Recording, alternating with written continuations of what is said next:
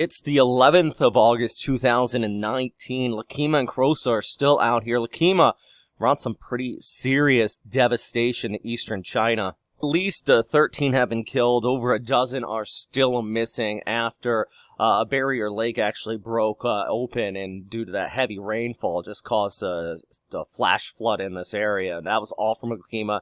I mentioned in my last video, typically in eastern China, subpar infrastructure, mainly a result of the rapid increase in population, especially in those urban areas. Urban flooding and just overall just flooding in general whenever a storm comes on shore is often a big issue here. So definitely a heartbreaking story. It always is nice when you have a storm that doesn't cause any deaths, and unfortunately Lekima does look like not going to be a completely casualty-free storm. Meanwhile, Krosa is still out here, continuing to batter the Ogasawara Islands, actually. That is these strip of islands, including Iwajima, Hahajima, and Chichijima, some of the bigger ones there. Just, yeah, I mean, the good thing with this, it is deep in intensity, mainly due to drier inflow coming in from the west side of that circulation. Also, it's just been sitting in the same spot for a few days now. And what's resulting in this is some cooler sea surface temperatures dropping below the 30-degree mark. We're starting to see 27s and 28s here. What I mean by upwelling is just, imagine this just keeps on stirring up the water. Naturally, the water right below the immediate surface that does not get sunshine is getting stirred up. That's a bit cooler, and that's causing this to decrease in intensity. JMA actually down to a minor typhoon, or weaker typhoon, I should say. 65 gusting to 95 knots, so just barely at that threshold.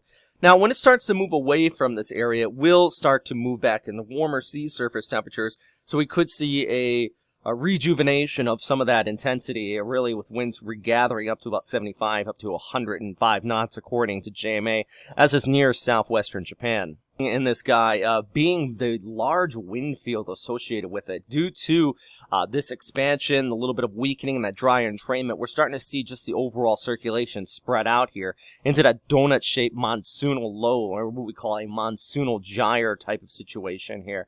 So as we go ahead into Monday through Tuesday, this is going to move towards the west, but even as far southwest as Okinawa, you probably could see tropical storm strength winds, even towards the north there into Osaka, before this comes on shore, likely around the Kagoshima area or southern areas of Shikoku as well there in Miyazaki, really just going to get impacted, where pretty much almost the same spot Francisco came on shore less than a week ago. So just a 1-2 punch for there in southern Japan. European model, the GFS does pull a little bit further towards the north and east, but there's still a large basically spread in the model consensus here, all the way from Tokyo down towards the southern Japanese islands, with the consensus closer to Kyoto.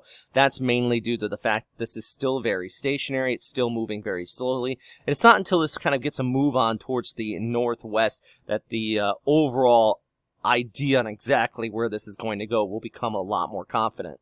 To the large wind field here, I think most of Japan actually will at least see tropical storm strength winds and some pretty heavy rainfall as well with Krosa here, as it does start to move off there towards the north and eventually hooks back around towards the north and east. Anyhow, guys, that's just a quick little video there. Always appreciate your feedback, comments, etc.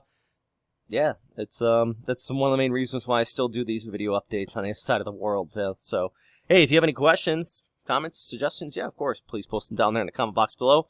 And yeah, still update on the job search, still searching. So if anybody knows anybody, give me a shout out. All right, stay safe out there.